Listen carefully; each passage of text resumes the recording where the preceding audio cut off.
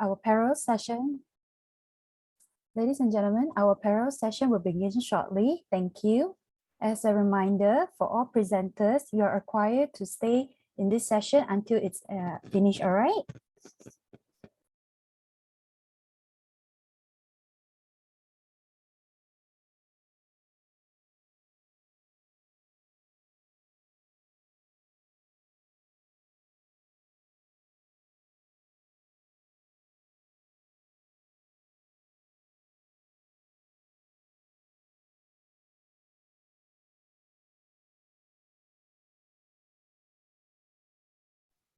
All right, since Ms. Farah Fasinda will be presenting with her slides, so I think we can just continue with our session today. All right. A very good afternoon, ladies and gentlemen, distinguished chairperson, lecturers, presenters, and participants. Welcome to Parallel Session in the International Conference on Media and Communication, or we all know as MENTION 2021. My name is Sharon Tang, and I will be your MC for today. Here with me, I will be assisted by Haslina Nasa. She will be our technical for today. This session is A5 with the theme of Systematic Literature Review. The chairperson for this session is none other, Madam Norzi Hidayah binti Muhammad Noor. Welcome, Madam. Welcome. All right. So, as we all know, we have 4 paper presenters today. Each presenter is given 10 to 15 minutes of presentation time. If any of the presenter could not give a live presentation due to the internet problems, don't worry, we will play back the video presentation for you. But we hope that the presenter is available for the Q&A session later. All right, without further ado, over to you, Madam. Thank you so much to our pretty MC, Miss Sharon Tang. And technical side, Miss Nur Haslina Nasa, is it? Thank you so much for being here. Welcome, guys, to Systematic Literature Review session. Okay, give big round of applause for yourself. Just chill, relax, because I'm the presenter also after this at 4 o'clock. Okay, Assalamualaikum warahmatullahi wabarakatuh. Good evening, everyone. I'm Norzi, chairperson for this session, A5 session. I hope to see all the presenters' pretty face. Is everyone here? Dr. Farah, she's the only one not here yet, right? So, okay. Okay, let me remind again to all presenters that you got only 10 to 15 minutes each for your presentation. And I'm sorry, I think I'm going to interrupt is about a minute before the talk finish. And I hope you all can finish when 15 minutes is up. But for video side, I'm not sure about it. So I hope that we can fulfill the 15 minutes. Yeah. If there's any question, please hold until the presentation finish, or you may put your question in the chat box.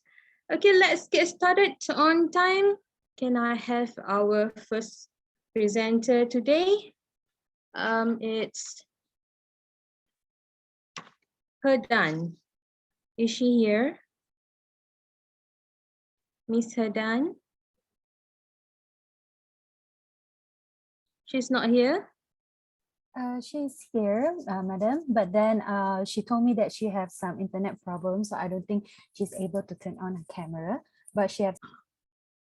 Oh, I see. Okay. The title is a systematic review of fake news and COVID-19 in China. Herdan is our PhD student from Faculty of Science, Social and Humanity, UKM. So let's bring her up.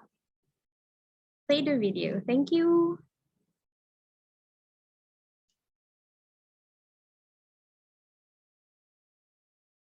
I'm sorry, I can't hear anything. One moment, very sorry.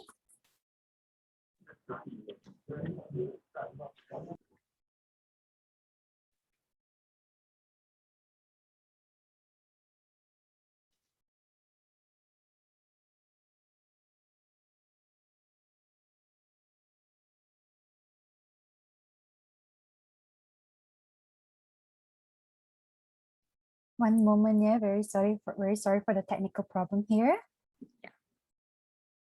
No problem. This is the challenge.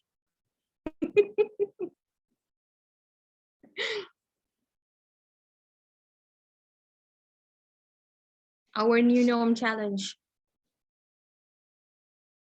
Hasnina, there's still no noise for it. I've already shared. Wait. But there's no sound of it.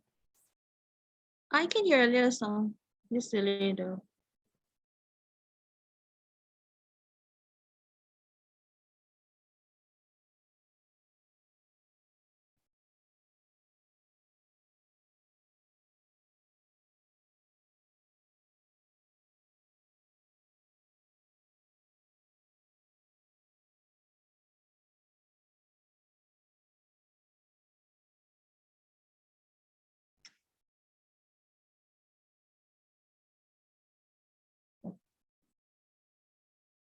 Hasina, is it okay? Let me try share it. I share it. You try to fix the problem for the next presenter. Can you give me a minute? All right, sure, Hasina. Maybe the other presenters want to do some bubbling. Okay, can Good hear afternoon, already. Thank you, everyone. Hasina. Thank you for coming. I'm honored to be here present my paper today. First, let me introduce myself. My name is He Dan, come from MENTION2021. Today, I'd like to present about a systematic review of fake news and COVID-19 in China. First of all, I'll give a few introduction. As we all know, since outbreak of the COVID-19 in 2019, online media has played an important role in spreading information about COVID-19. But on the other hand, inaccurate information regarding the COVID-19 is dangerous because it could induce people to take activities that endanger their own and their lives and participate in their risky behaviors, such as spreading the disease. Therefore, COVID-19 related misinformation is of the critical relevance to public health. So, my study focused on the earlier pandemic misinformation. Researchers believe that the initial phases high degrees of uncertainty contributed to the proliferation of the misinformation on social media. Therefore, a review of the cases on the COVID-19 related misinformation on social media is necessary to continue providing recommendation to the healthcare system and aid in developing social media policies. So in next section, I will explain the objective of the research. 1. Examine fake news about COVID-19 circulated on social media during the pandemic initial stage. 2. To find out the mitigation of misinformation during the COVID-19 pandemic. 3. To emphasize two-way communication in order to elicit input from the public and to keep them under the constant monitoring. In the next section is about the methodology of the research. There are two. Researchers conducted a systematic review of the social media containing misinformation about COVID-19 during the pandemic's initial phase. The review adhered to the requirements outlined in the suggested reporting item for systematic review and meta-analysis, and in the tool for evaluating systemic review. So in part 4, I'm going to show the result of my research. There are 425 publications in total that research identified. After deleting, we reviewed 125 titles and abstracts for the eligibility and determined that 10 papers satisfied the request for inclusion. Findings indicate that respondents perceived social networking sites to include both information and fake news. However, people are frequently exposed to unverified materials due to the absence of the understanding about a credible resource. The majority, about 64% of the video contained misinformation, such as misconceptions, vaccine discoveries. As a result, more than a quarter of the most popular YouTube videos featured inaccurate materials, with the resource being major news outlets. In part 5 is about implication for the research. Investigation examining of the efficacy of the various strategies for preventing misinformation that will aid governments in combating it during the future pandemic. Two, I think there is a little evidence about the prevalence of COVID-19 related misinformation on various social media sites. So it's necessary to conduct longitudinal side study on the evaluation of disinformation and its efforts. Finally, I will summarize of my presentation. From our study, we discovered that misinformation about COVID-19 on social media is a significant problem. In both terms of the value of the misinformation being circulated and ramification for individuals' behavior and health, such a result of this information.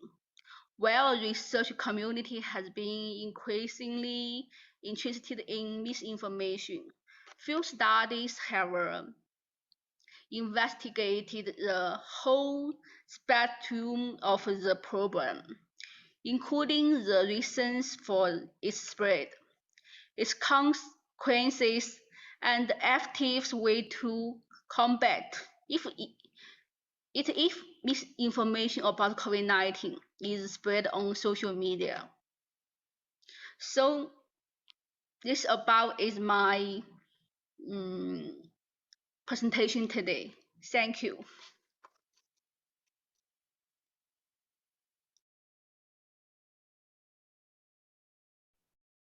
Thank you, Ms. Hadan. Is she here? Still in technical problem. She is in this breakout room now, but I just texted her. She says she's currently in the hospital for some checkup, so she couldn't really turn on her camera, and she apologized. Yeah, but she said if there's any question, you can just leave at the chat box, and then she will take a look of it. Yes. Oh, okay. We hope that she'll be Alright. ready. Okay, that was an interesting presentation, and yeah, COVID-19 is a very famous issue right now because it led most of the dramatic views in the world. Okay, shall we open the floor? Is there any question?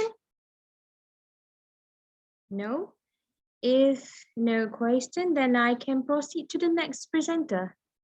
Do we have Dr. Farah here? Dr. Farah says she's actually having a class now. So she actually sent us a video. So we will present through the video. All right. Oh, Mungkin so ada- we go to Dr. Farah presentation, Yeah, video. the video. Okay. Yes, all right. So, okay, let me tell about her. Dr. Farah Fazlinda is a senior lecturer from OPSI in Communication and Media Department, Language and Communication Faculty.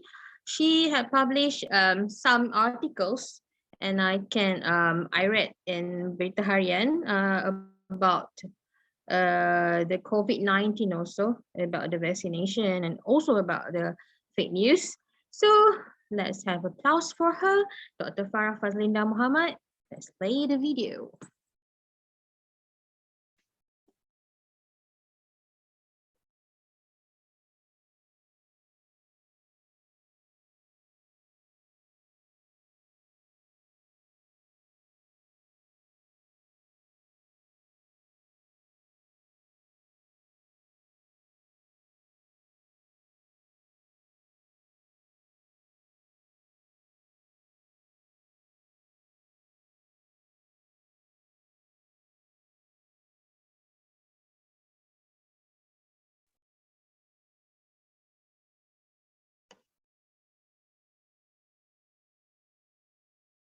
Thank you, Miss Hazlina.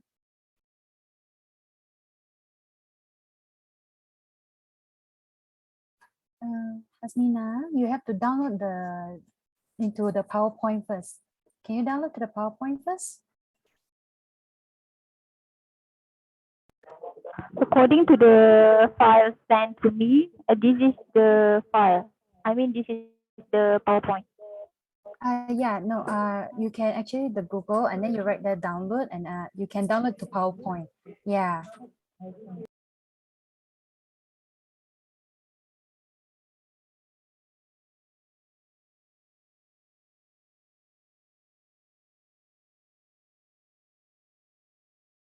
You mean the video cannot be played or? Because Dr. Dr. Farah actually sent us PowerPoint. So we need to download the file into PowerPoint, then we just present, and then it's a video presentation through PowerPoint. Yeah. Oh, okay. Yes, sorry, one moment. It's okay. Our new norm. Yes. Let's get used to it.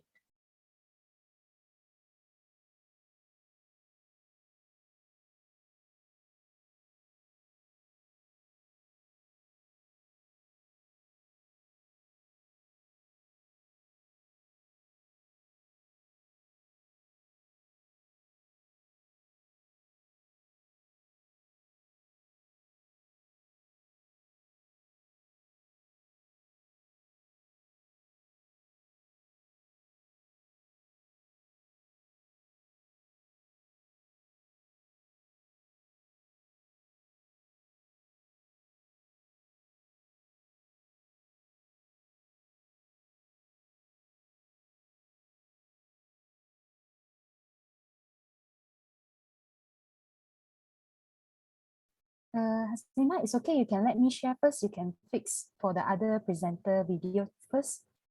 If there's anything wrong, you can double check with it.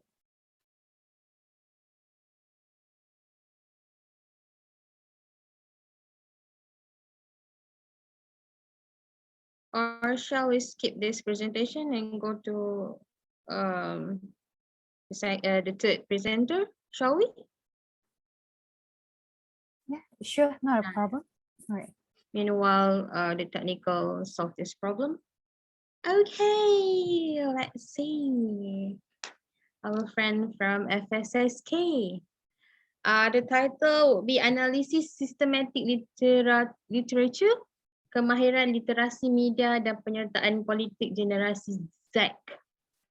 From our own FSSK, let's have big applause for Siti Nur Shahida binti Shah Alam. Let's play the video. Thank you.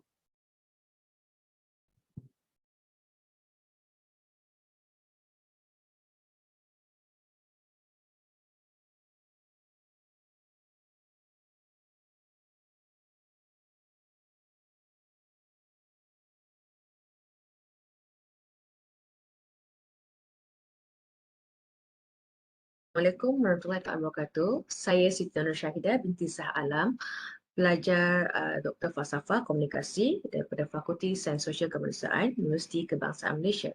Hari ini saya akan membentangkan kajian saya yang bertajuk Analisis Sistematik sorry. Literatur, Akses Media I dan think the Penyataan. iMac is jammed because the screen is still at the file. Am I correct?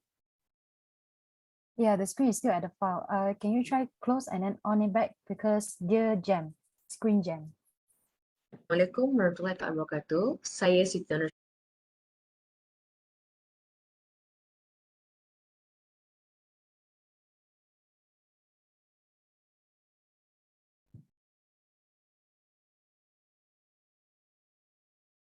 Assalamualaikum warahmatullahi wabarakatuh. Saya Siti Nur Syahidah binti Shah Alam, pelajar Dr. Falsafah Komunikasi daripada Fakulti Sains Sosial Kemanusiaan Universiti Kebangsaan Malaysia. Hari ini saya akan membentangkan kajian saya yang bertajuk Analisis Sistematik Literatur, Akses Media dan Penyataan Politik Generasi Z. Umum mengetahui kemahiran literasi media dari aspek akses adalah signifikan dengan penyataan politik terutama kepada golongan muda. Teknologi media pada hari ini memberi akses yang luas kepada generasi Z ataupun golongan muda untuk mendapatkan sumber maklumat politik daripada pelbagai platform.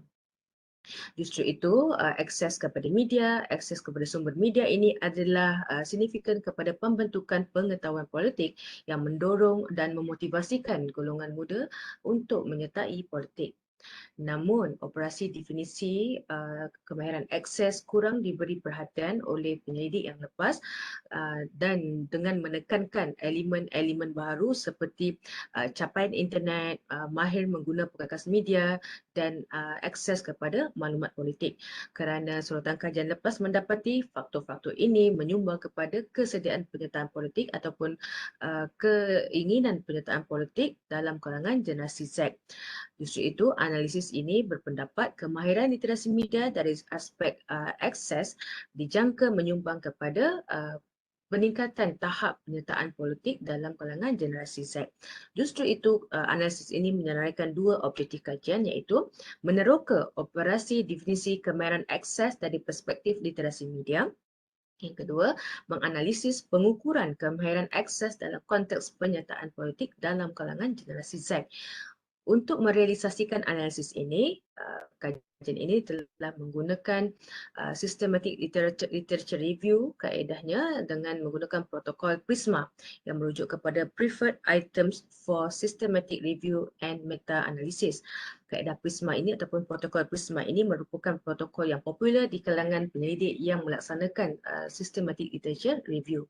Terdapat 3 pengkalan data yang digunakan untuk mendapatkan artikel dengan temanya adalah literasi media, kemahiran akses, penyertaan politik, golongan muda dan generasi Z. 5 tema ini disenaraikan mengikut keperluan objektif kajian. 3 pengkalan data yang digunakan adalah Scopus, Web of Science dan Science Direct. Sorotan kajian lepas mendapati ketiga-tiga pengkalan data ini merupakan pengkalan data yang mempunyai artikel berindeks daripada jurnal berindeks, artikel yang mempunyai sitasi yang tinggi, database yang mempunyai advanced search yang memudahkan pencarian artikel mengikut tema dan juga ianya mudah digunakan dalam pencarian artikel. Justru itu, ketiga-tiga pengkalan data ini telah menyenaraikan sebanyak 276 artikel yang relevan kepada tema analisis ini.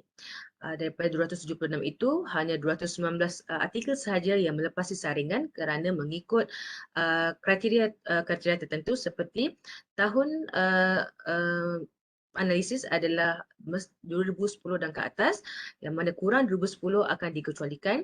Artikel yang dipilih hanyalah artikel yang berbahasa Melayu dan artikel berbahasa Inggeris. Selain daripada artikel yang menggunakan bahasa-bahasa ini, ianya adalah artikel yang dikecualikan dalam proses saringan. Seterusnya adalah proses eligibility atau proses kelayakan. Daripada 219, hanya 45 saja artikel yang berjaya yang dibawa kepada proses seterusnya, kerana beberapa artikel yang tidak mengikut tema-tema tertentu, terutama dalam konteks politik, literasi media dan konteks politik, ia dikecualikan, dan hanya 13 daripada 45 itu, hanya 13 yang menepati kriteria tahun daripada tahun 2010 hingga tahun 2021 dari segi bahasa Melayu dan bahasa Inggeris, dari segi temanya, literasi media, kemahiran akses, penyertaan politik, dan dalam kalangan generasi Z ataupun golongan muda. Hasil analisis ataupun dapatan analisis ini mendapati terdapat definisi akses yang cukup popular yang digunakan oleh penyidik lepas. Definisi yang diambil adalah daripada Of the Height 1992. Walaupun 5 tahun ke belakang, penyelidik ini masih lagi mengadaptasi definisi operasi untuk kemahiran akses daripada Of the Height yang mengatakan definisi akses adalah keupayaan untuk mengakses, menganalisis, menilai dan membuat mesej dalam pelbagai bentuk. Terdapat juga definisi akses daripada yang pelbagai daripada penyidik lepas, antaranya adalah akses kepada maklumat dan komunikasi dengan 3 indikator: langganan telefon bimbit, pengguna internet dan indeks kebebasan akhbar. Terdapat juga definisi akses yang lebih tinggi tahapnya apabila ia merujuk kepada kecekapan. Berbanding Of the Height tadi hanya merujuk kepada keupayaan. Beberapa artikel menenaraikan definisi akses sebagai akses merujuk kepada individu perlu mempunyai kemahiran mengakses maklumat politik dengan cekap menggunakan rangkaian media sosial dan cekap menggunakan aplikasi media sosial. Dekat sini kelainannya adalah kecekapan. Okay. Untuk objektif kedua, analisis ini ingin mengetahui apakah item-item pengukuran untuk kemahiran akses dalam konteks literasi media. Daripada kajian lepas mendapati 7 item ini adalah signifikan menyumbang kepada penyertaan politik dalam kalangan generasi Z. Pengukuran akses yang disenaraikan oleh item penyidik lepas adalah akses media, akses maklumat politik, akses kepada internet, akses perkakasan media, akses kepada kurikulum politik, aktiviti politik dan akses dengan pencipta kandungan media. Ketujuh-tujuh item ini adalah yang merujuk kepada pengukuran kemahiran akses untuk literasi media. Implikasi kajian ini adalah menyumbang kepada konseptual operasi definisi kemahiran akses dalam perspektif literasi media, di mana analisis ini telah membentuk satu operasi definisi baharu untuk kemahiran akses, iaitu kecekapan untuk akses internet, media, sumber maklumat dan perkakasan media. Kelainan yang berbezanya definisi ini dengan penyidik lepas adalah pengukuran tahap kemahiran iaitu kecekapan. Akses tidak hanya kepada media dan sumber maklumat, tetapi akses juga dinilai adalah akses internet dan akses kepada perkakasan media. Implikasi kajian ini juga menyumbang kepada pengukuran kemahiran akses. Jadi 7 item ini dicadangkan untuk diuji bagi menilai kemahiran literasi media kepada penyertaan politik dalam kalangan generasi Z. Jadi 7 item itu adalah akses media, akses maklumat politik, akses internet, akses perkakasan media, akses kurikulum politik, akses aktiviti politik dan akses dengan pencipta kandungan politik, kandungan media. Jika penyidik yang lepas menggunakan pengukuran kemahiran akses adalah akses media dan akses maklumat politik, tetapi analisis ini mendapati terdapat lagi item-item tambahan yang merujuk kepada kemahiran akses yang menyumbang juga kepada penyertaan politik dalam kalangan generasi Z. Baiklah, itu sekian sahaja pembentangan saya pada hari ini. Sebarang persoalan berkaitan pembentangan pada hari ini, saya sedia dihubungi melalui email yang tertera. Sekian, wabillahi taufiq wa hidayah. Assalamualaikum warahmatullahi taala wabarakatuh. Thank you, Ms. Siti Nur Shahida. It's very, very interesting research and very well systematic literature review SLR, right? So kalau kita tengok sekarang ni memang generasi Z memang sangat cekap access media, especially through new media, right? Kajian ni memang sangat relevan. I think nowadays sebab kalau tengok penyertaan, bila kita tengok dalam new media dah menciptakan banyak sangat istilah, and now we can know about the cyber war and the keyboard warrior. Yeah, they are very, very, very, very good in doing their things lah, kan? So do we have any question? This is very interesting tau. Madam Michelle, we also can ask presenter Madam Siti also. You can ask also. Yeah. No. I have no question because I think it's clear. I think it's clear, and I hope this research will be expand to more and in dalam bidang yang lain juga lah, kan? Not only maybe kalau kita cerita pasal kemahiran literasi media ni, of course generasi Z ni they're very good. So how about the baby boomers and other generations, right? What's the challenge? So okay, now we have our next presenter. She's going to do it live. Right? Yeah. So this is very interesting. So we have to keep the time. I would like to remind again, 10 to 15 minutes. So the title would be Analisis Sorotan Sistematik Penelitian Bias dalam Pelaporan Berita Atas Talian. Our own also from FSSK, Faculty of Social Science and Humanity, our PhD student, a very lovely Miss Suhana binti Sa'ad. Let's have applause for her. Assalamualaikum. Terima kasih. Waalaikumsalam warahmatullahi wabarakatuh. Mana tunjuk belum ni kan? The floor is yours. Ya. Wait, sekejap. Okay. We have plenty of times, right? So after this, what we're going to do? Kahoot games. Basically, if the session is over, presenter or even you, madam, you can go for other rooms. They are still presenting. You can hear about their paperwork. But also please do reminder, the next section will be 4:05. So if you guys are still presenting, especially madam, if you're presenting, so you can prepare and go to the respective room that have been given to you, to be assigned to you. Yeah. Thank you for that reminder, Miss Shardan. All right.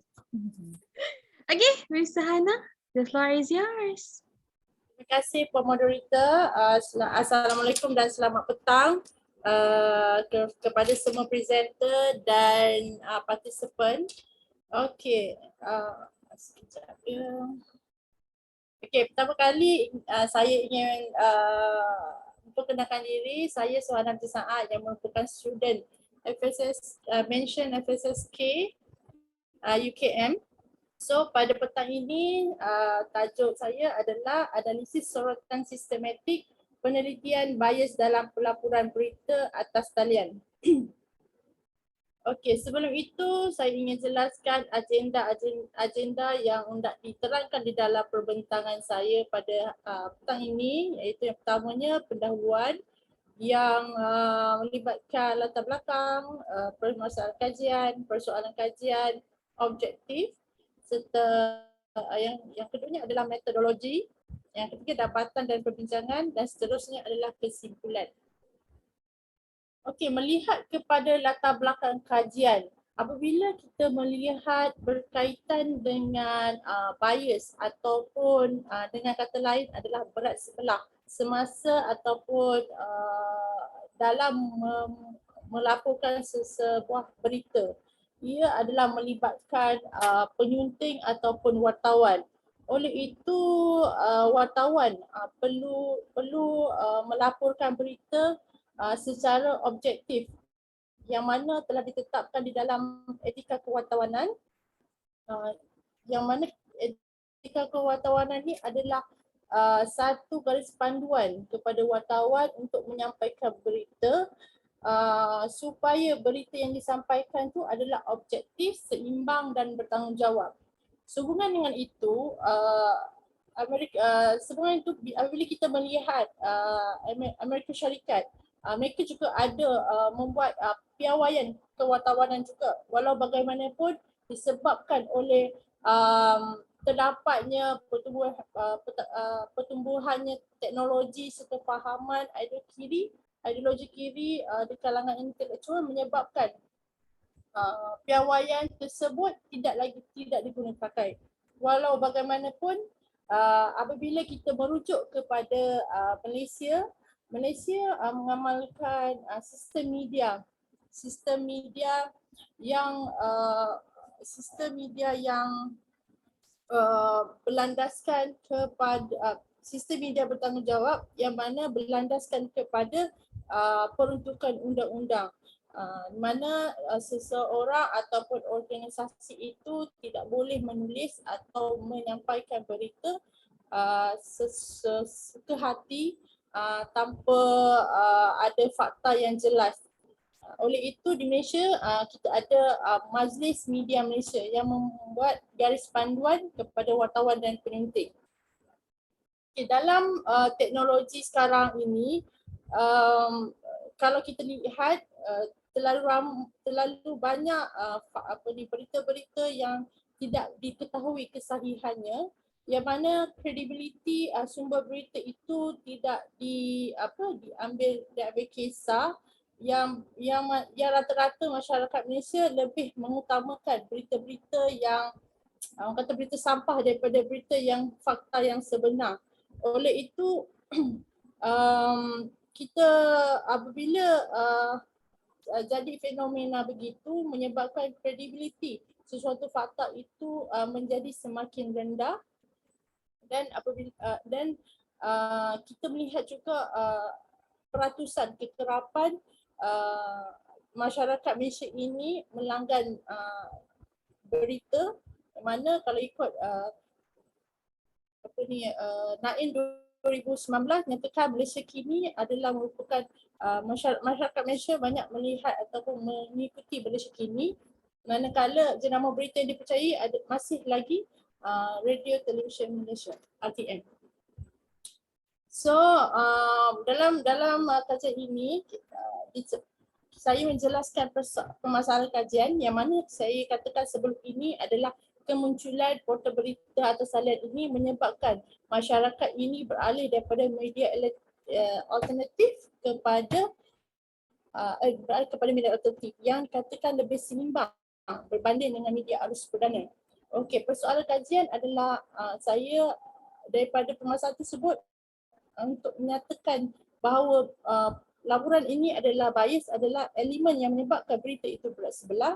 Apakah bentuk kaedah pendidikan yang dijalankan untuk penentuan bias dan bagaimana hubungan bias dalam pelaporan. So objektif kajian adalah terutama sekali saya ingin mengenal pasti elemen-elemen yang menyebabkan pelaporan itu dianggap bias ataupun berat sebelah untuk mengenal pasti kaedah pendidikan dan untuk mengenal pasti dapatan hubungan antara kajian bias dengan pelaporan berita di Malaysia.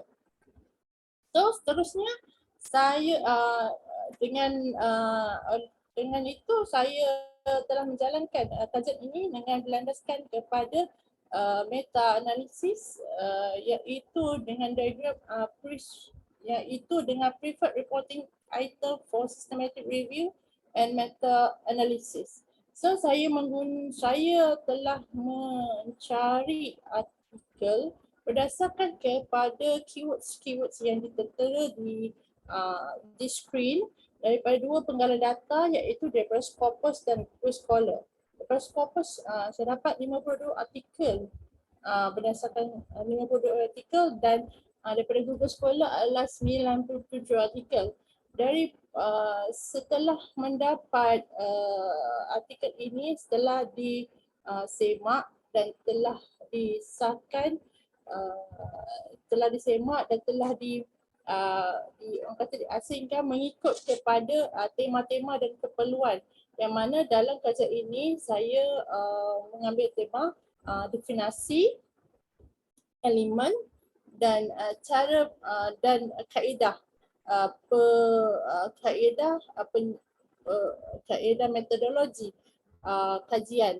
Artikel yang diambil adalah daripada tahun 2012 dan hingga tahun 2021. Oleh itu, dalam kajian ini saya mengambil pendekatan mengambil 20 artikel untuk dibuat analisis. Okay, seterusnya ini adalah dapatan kajian. Okay, daripada dapatan kajian yang telah dibuat, dapati ada 4 kajian yang telah menjelaskan berkaitan dengan pendefinisian bias.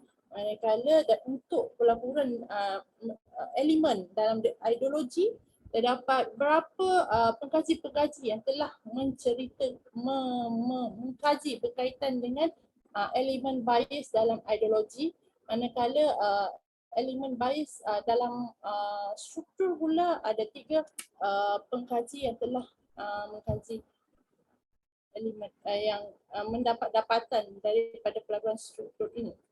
So seterusnya kaedah daripada analisis yang dibuat, didapati kebanyakannya kaedah menggunakan kaedah kualitatif, manakala ada terdapat 2 yang menggunakan kaedah sorotan literatur. So perbincangan berdasarkan kepada dapatan tersebut didapati terdapat beberapa pendefinisian bias itu sendiri daripada tahun 2015 hinggalah tahun 2019, yang mana setiap pengkaji mengambil pendekatan atau pemahaman sendiri dalam mendefinisi sesuatu bias itu. Contohnya, Gensco dia menyatakan bahawa bias itu adalah satu strategi dalam melaporkan berita dengan mengambil pendekatan distortion dan filtering. Manakala Lister yang merupakan pengasas kepada teori bias menyatakan bahawa bias itu adalah subjektif yang lebih menekankan kepada model ekonomi dalam melihat corak berita dan daripada sumber berita. Manakala Thomas menyatakan bahawa bias media ini datangnya daripada menyatakan bahawa wartawan ini yang membuat pemilihan berita yang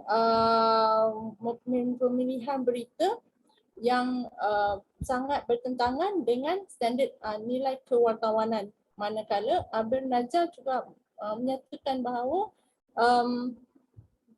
bias ini wujud apabila penyelewengan dan ketidaktepatan media dalam etika pelaporan berita. So dalam perbincangan berkaitan dengan bias elemen ideologi, turut menyatakan bahawa di Malaysia ini elemen ideologi sangat berkait rapat dengan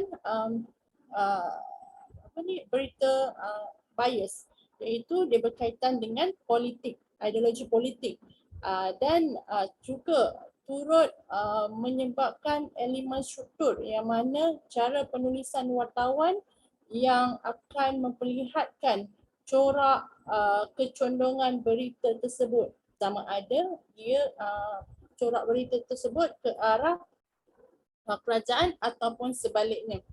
Dan pendekatan struktur ini yang menggariskan ciri-ciri commercial bias, bias temper, bias visual, berita buruk, naratif, status quo, keadilan, kesesuaian, kelas dan kemuliaan. So untuk yang struktur ini adalah lebih memberi penekanan mengenai gaya penulisan sesuatu berita. Okey. Sorry, Kemudian Miss Hana, 5 minutes left. reka bentuk pendekatan reka bentuk yang mana yang saya nyatakan sebelum ini adalah ia berkaitan dikaji dengan menggunakan pendekatan kualitatif, analisis kandungan dan temubual. So kesimpulannya adalah terdapat banyak definasi-definasi dalam bias ini. Elemen-elemen bias yang telah didapat daripada kajian ini adalah ideologi dan struktur. Oleh itu, implikasi kajian ini adalah untuk melahirkan pengetahuan baru dalam bidang jurnalism dan untuk memberi maklumat baru dalam membina indikator bias dalam pelaporan berita. Okey, sekian sekian pembentangan saya. Kiranya ada apa-apa persoalan boleh dinyatakan selepas ini. Terima kasih. Terima kasih, Cik Sahana. This is very interesting also because in online news memang sekarang ni orang lebih banyak tengok through online, especially from Facebook and also TikTok. You notice that when you watch TikToks and then see, bila berita ni? And then baru you Google, right? So do you think our agenda setting theory is still relevant on this? Saya rasa ia memang relevan, cuma teori ya? Puan? Yeah, agenda setting right now. Agenda setting tu saya masih lagi relevan, tetapi tapi boleh diimprovise dengan satu lagi teori baru, bukan teori baru, garapan daripada agenda setting dan framing, iaitu teori media bias yang diasaskan pada tahun 2019. So di situ teori media bias ni dia lebih menjurus ataupun lebih menjurus dan mengkaji bias itu sendiri. Kalau agenda setting dia cerita pasal by topik-topik, tapi kalau media bias teori dia menceritakan berkaitan dengan struktur, ideologi dan ekonomi. Dia bagi pendapat saya still lagi relevan, tapi boleh ditambah ataupun digabungkan. Okay, thank you. We have Siti Nur Shahida in chat box. Some scholars say media bias, but some claim it is not bias, but this is agenda setting. What do you think about it? Itu saya kata pendekatan pengkaji-pengkaji terdahulu memang dinyatakan bahawa bias ini adalah agenda setting, terutama sekali kepada politik. Cuma yang dibawakan oleh orang kata setiap individu ataupun kaji dia, ataupun orang kata penyunting ke wartawan dia tak akan cakap dia tu bias. Cuma kita sahaja yang ataupun kaji sahaja yang tahu pendekatan bias itu. So itu yang kena ada penanda aras bias.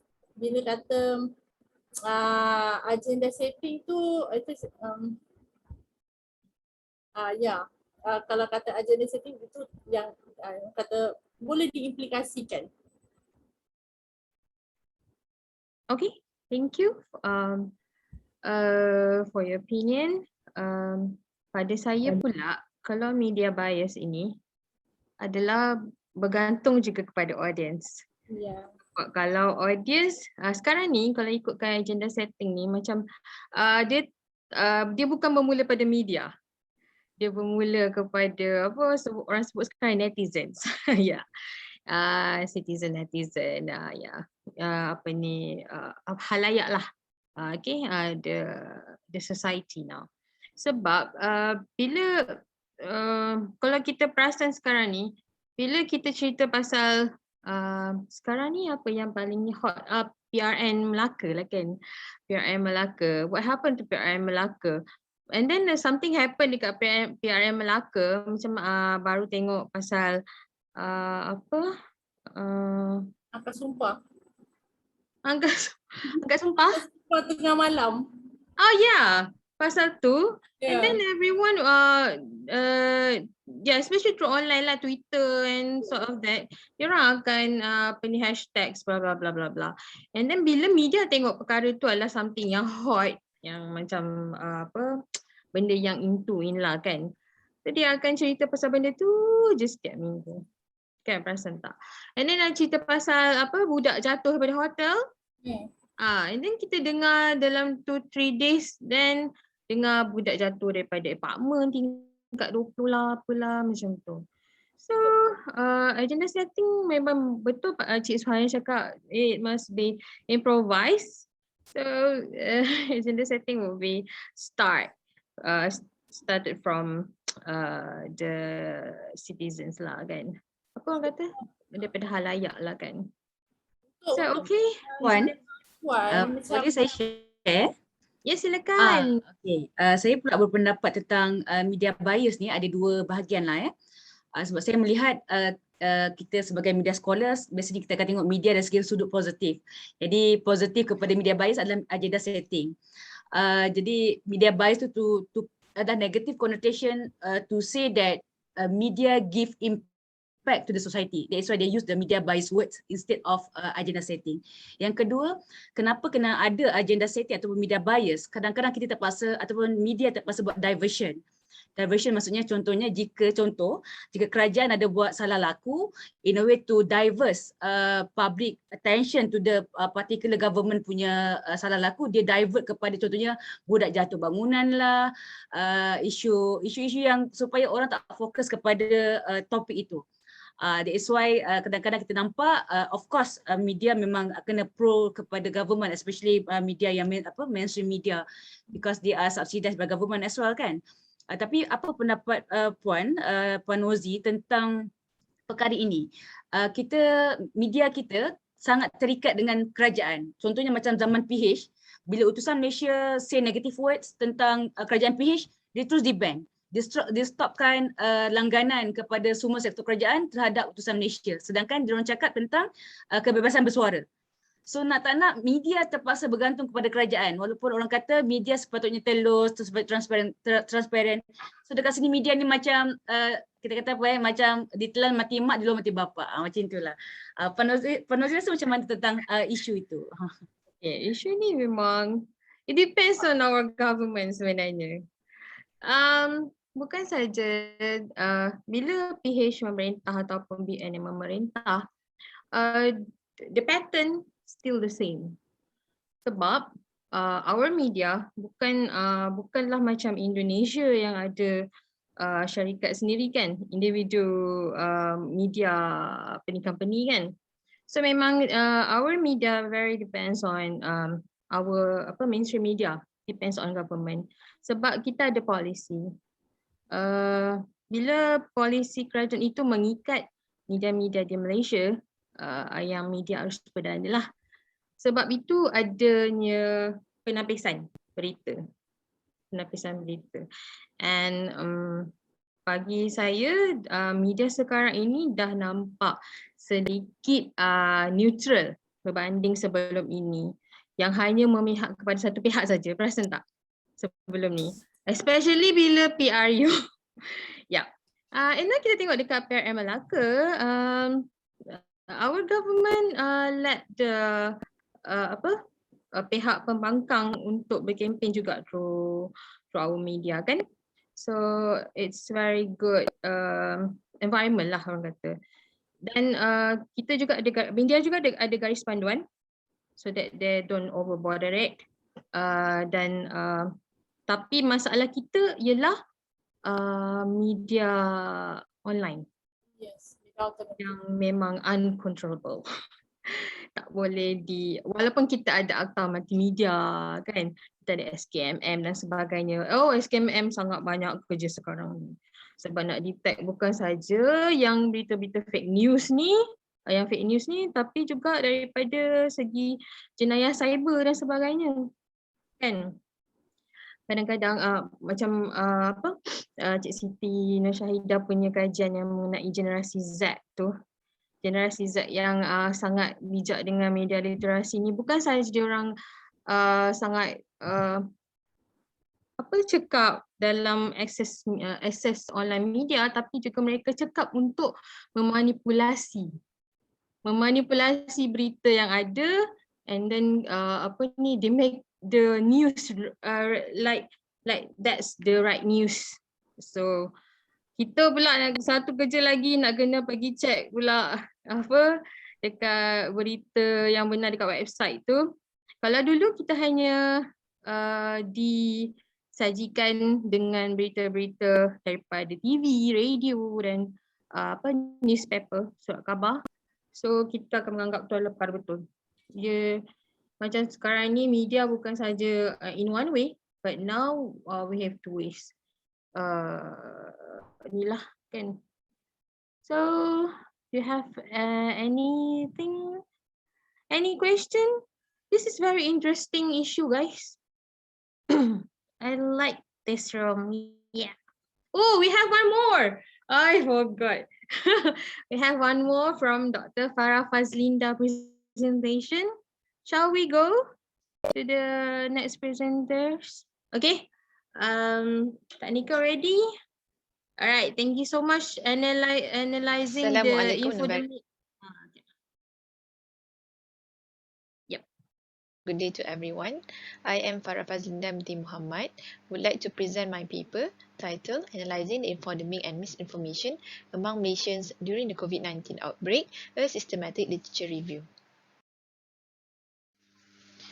As you all know, the emergence of novel coronavirus in Wuhan, China can be traced back in December 2019, which has led to a global pandemic which caused thousands of deaths worldwide. So we can see that there are a lot of cases happen in China, and then the cases transmitted to all other places, especially Malaysia, in 2020. And among the symptoms that we can recognize for this novel coronavirus is difficulty in breath, cold fever, and then cold and so forth. So the absence of effective treatment and vaccine, and the researchers have realized this problem needs to be managed from social and behavioral science point of view, especially the information management. And at that point of time, there are no treatment that can effectively treat COVID-19. Therefore, the social science researcher believe that this pandemic or this issue can be catered or can be solved from social and behavioral science point of view, which refer to the information management. So people depends on the media to seek for health information related to COVID-19. So all of us depends on traditional media as well as social media to seek for health information regarding COVID-19. And the mainstream media sources for COVID-19 information included popular outlets such as CNN, Fox News, and other local or national networks. Besides, using traditional media, most people met their need for information via the internet and also social media. Nonetheless, the information broadcasted on the media may contain inaccurate information, which can result to infodemic, or we can say that infodemic refers to the abundance of information, especially misinformation. Hence, this study seeks to identify the trend in using traditional and social media and the issues arising from seeking health information during the COVID-19 outbreak. As we all know, seeking health information using traditional or new media requires vigilance on the nature of the information is sought. False or unverified news reach users in numerous ways, and most obviously via WhatsApp platform, followed by social networks such as Facebook and Twitter. Hence, a need to study the ongoing infodemic or an abundance of information, especially misinformation during the pandemic, is a need. For this review paper, this study used established guideline and protocol for review. This included finding relevant resources through Scopus, Science Direct, and Google Scholar database to perform the systematic review, devising the eligibility and exclusion criteria, formulating the steps of the review process, which are identification, screening, and also eligibility, as well as extracting and analyzing. Referring to Figure 1 systematic searching strategies, there are several processes involved in this phase. We start with formulation of research question and then the identification process, which the researchers select the study using several databases such as Corpus, Science Direct, and Google Scholar, which produce to 95 studies or 95 papers. And then the next stage is screening process. So the researcher exclude several papers which published before 2019, published in the form of article review or chapter in a book or conference proceeding, and also exclude the paper or the study that published in non-English language. So after screening, the researcher has exclude 70 studies or 70 paper. And then it comes to the eligibility process. So full text article assessed for eligibility. So the researcher has read the title and also doing the abstract screening, which exclude another 25 papers. So from these 25 papers, 15 papers need to be excluded due to focus on other languages rather than English language, focus on other diseases such as HIV and immunity related and not pandemic COVID-19. And lastly, for data abstraction and analysis, the researcher able to select only 10 articles, and these 10 articles are ready for qualitative synthesis. For the result section, so first, the researcher has described the selected articles in terms of themes and also in terms of the methods. So 3 themes were developed based on the thematic analysis, which are media as information source, information overload, and also law regulation. And then from these 10 studies, 6 studies applied quantitative research design and 4 studies applied qualitative research design. Continuation from the result. Okay, so the review studies actually has described, has outlined several themes and also sub-themes, okay, from the media as source of information. So the first theme is frequency and reason of usage. So the sub-theme, we can see that we get to know about the time of usage and also reasons in terms of self-satisfaction and also entertainment purpose. Secondly, media preferences and also demographic background. We get to know about the preferred media platform or media platform preferences. So most Malaysian prefer to use social media to seek for information related to COVID-19. And then in terms of demographic background, there are differences in terms of age, education background, and also income level. So we get to know that younger generation and also older generation use different platform to seek for information. And also in terms of education background, those who have higher education backgrounds such as having degree and also postgraduate education background may use social media instead of traditional media. But those who have SPM or diploma and below, they may false or they may use or choose traditional media as compared to social media. And also income level also may be differ. And then the next theme is media literacy level. So from this study, we learn about the media literacy level among Malaysians. So we get to know about the ignorance and also generosity, ability to differentiate fake news from real news, awareness of the fake news spread on media, and also new media literacy education. And lastly, the theme is awareness. So news reliability check and reaction-based response to the infodemic, and also sharing unethical info on social media such as the fake news and also misinformation on social media. Next is COVID-19 information overload, or we can call as COVIO. COVIO produces two themes, which are sources and frequency. So from these papers or from this study, we get to know that broadcast media and also the frequency of using the media actually determine COVID-19 information overload. This is true since when people get exposed, too much exposure to traditional media or social media information related to COVID-19, so there are risks to information overload. And next is law regulation in terms of monitoring mechanism and punishment to offenders. So monitoring mechanism is needed to reduce this information, and there is also a need to introduce online fact-checking portals and to launch an awareness campaign. And next is punishment to offenders, okay, to criminalize the acts of disseminating and publishing fake news, so that people don't simply spread or do not simply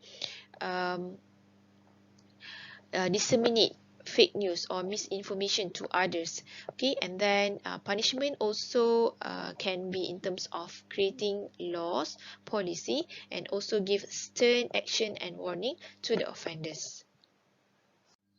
Next is in terms of policy implications. This review paper has produced several policy implications. First is the importance of initiating new media literacy education for all social media users.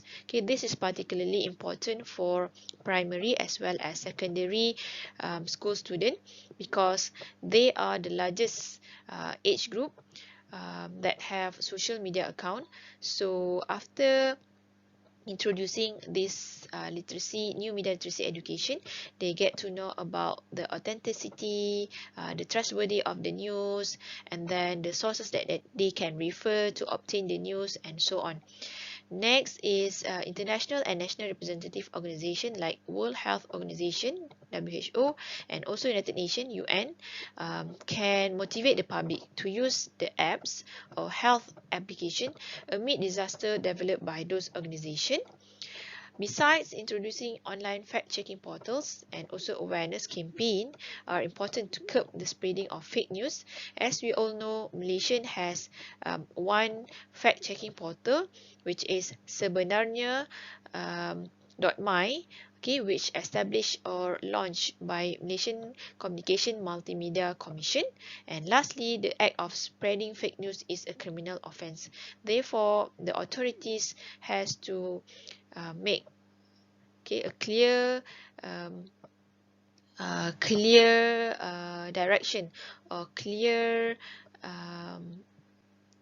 instruction, okay, to these criminal offenders, so that they would not involve themselves in misinformation as well as in spreading the fake news. As for the conclusion, prevention is always better than cure. So media users should know and play their roles. Okay, there are various responsibilities that media users can play, such as knowing about the authenticity and the truthfulness of the news, and do not spread the unknown, or do not spread the news that is not verified by the authentic sources. And then the government also must implement stern action to the offenders. As we all know, there was a case of a housewife who spread the fake news, and she has been given fine. Yeah, she has to pay 5,000 ringgit. In my opinion, this is not enough, since everyone can pay for the fine, but if you for example putting them into a jail, so this would make other people to feel scared, and also to feel that the action or the punishment, yeah, is more stricter than before. And lastly, infodemic and misinformation is actually a new digital enemy in this current this modern world. Thank you.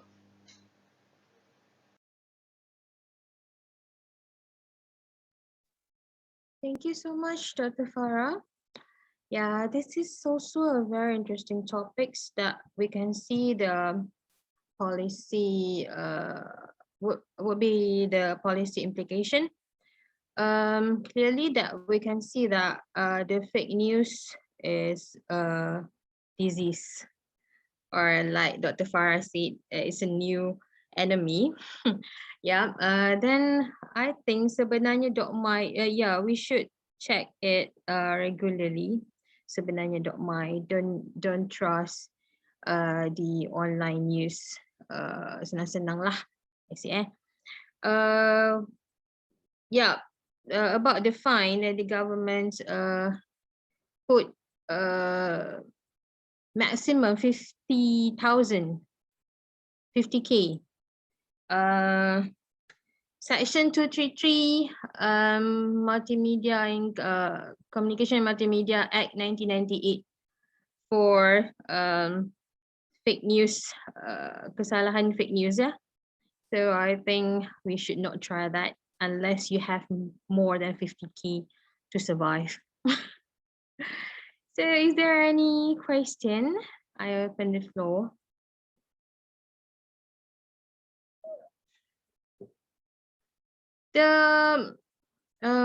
The information management is very important. If not only government, but also in other hand, like private media, maybe TV3 or other media should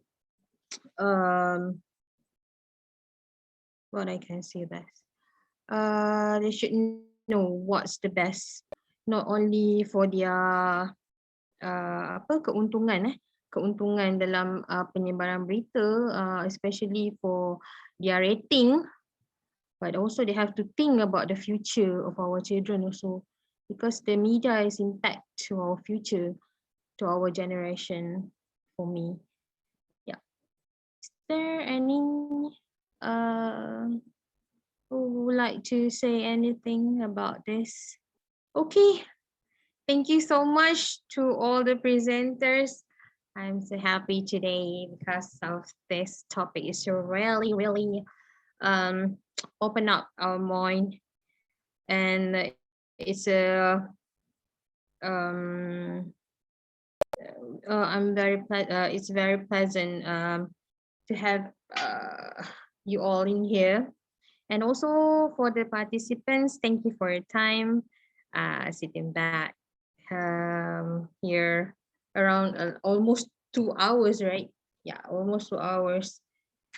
And here in this session, see my face for almost 2 hours. I hope my makeup okay. Okay, so thank you so much to all. So I give back this floor to Ms. Sharon Tang. Thank you so much. Thank you so much, madam. Thank you. Thank you so much. So with that, we end our parallel session this afternoon. As you guys know, the next session will be at 4:05 p.m. And that is the final part of session today.